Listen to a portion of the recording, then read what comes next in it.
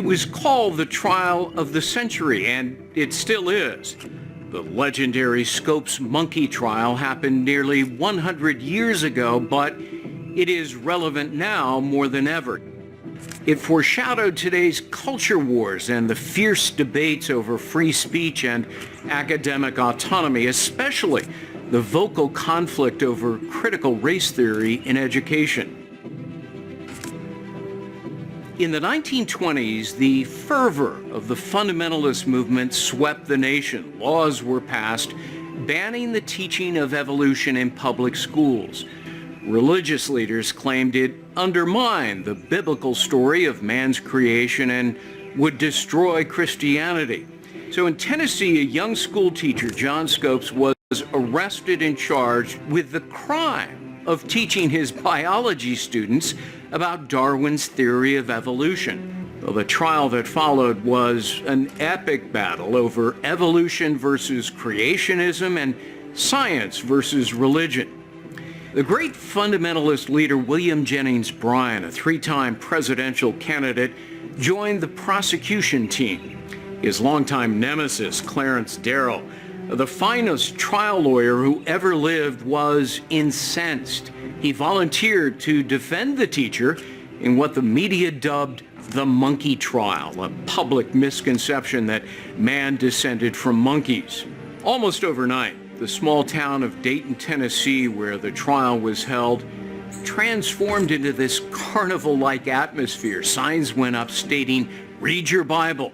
The Anti-Evolution League set up shop. Revival tents appeared, and street preachers with loudspeakers condemned the evils of Darwin and evolution, while vendors were hawking toy monkeys. A chimpanzee by the name of Joe Mendy, dressed in a plaid suit, paraded around town. Journalists the world over converged on tiny Dayton newsreel cameras, recorded the courtroom events that were then sent to movie houses everywhere. This was the first trial ever broadcast live on radio to a riveted nationwide audience. Americans were fascinated. Darrow argued that knowledge must never be submitted to a religious test, and he had a dozen esteemed scientists and theologians all ready to explain to the jury how evolution did not conflict with the Bible. But a biased judge would have none of it. He was determined to see Scopes convicted. Out of options and losing the case, Darrow did something daring and extraordinary. He called Bryan, the prosecutor, to the witness stand as an expert on the Bible. And of course, Bryan couldn't resist showing off his knowledge. Darrow gambled that he could discredit Bryan for believing that everything in the Bible should be taken literally.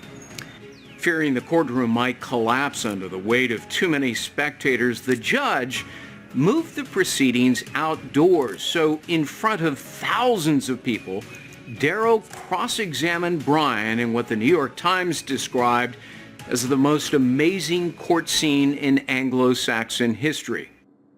I won't spoil the outcome. There are several unexpected twists and turns, but in the end, Darrow's brilliant arguments helped establish the legal bedrock on which our civil liberties depend today: intellectual freedom, scientific advancement, and the indispensable proposition that no one should be told how to think.